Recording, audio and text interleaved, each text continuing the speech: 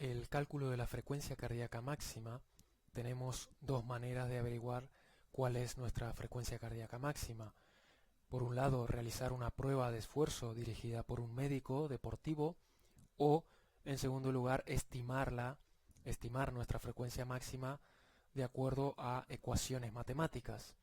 Por supuesto que la primera es la más exacta y la segunda opción es tal vez la más accesible o la más fácil.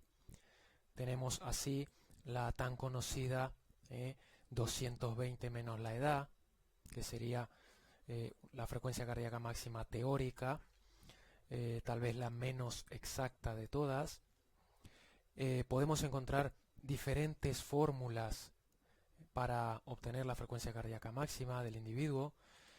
Otro ejemplo, por ejemplo, es la fórmula de la Universidad de Ball State, que apunta para los hombres a ser 216 menos 0,8 por la edad, y así obtener la frecuencia cardíaca máxima teórica. Y en el caso de las mujeres, 209 menos 0,7 por la edad. Bien, una vez tenemos ya la frecuencia cardíaca máxima teórica o real de la persona, es necesario determinar el grado de intensidad con la cual vamos a trabajar o a entrenar. Esto lo podemos hacer a través de dos métodos, básicamente. Aquí mostramos uno en primer lugar, que es el método del porcentaje de la frecuencia cardíaca máxima.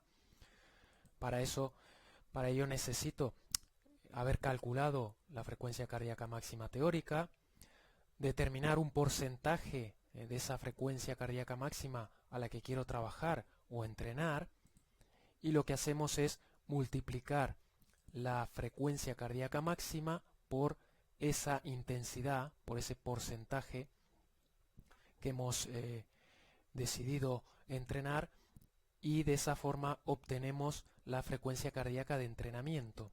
¿Sí? Aquí aparece la fórmula en la parte inferior, sería la frecuencia cardíaca máxima por la intensidad que hayamos decidido que queremos trabajar, y así obtener la frecuencia cardíaca que necesitamos para el entrenamiento, mantener durante el entrenamiento.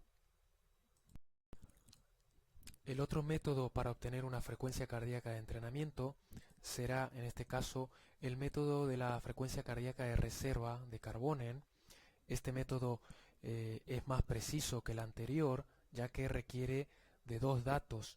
Por un lado, la frecuencia cardíaca máxima del individuo, que hemos visto, y en segundo lugar, la frecuencia cardíaca de reposo, también del individuo. En este caso, para obtener la frecuencia cardíaca de reposo, sería muy recomendable tomársela por la mañana antes de levantarse y durante toda una semana, cada día, para luego sacar la media y tener un dato mucho más preciso. De esta forma, la frecuencia cardíaca de reposo vendría a ser la diferencia entre la frecuencia cardíaca máxima del individuo y la frecuencia cardíaca de reposo. Por lo tanto, la fórmula para obtener la frecuencia cardíaca de entrenamiento de Karbonen quedaría como la vemos en este cuadro.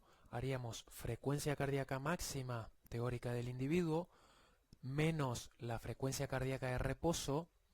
A ese dato lo multiplicaríamos por la intensidad a la que queremos trabajar o entrenar y sumaríamos nuevamente la frecuencia cardíaca de reposo. Esa sería la fórmula más específica.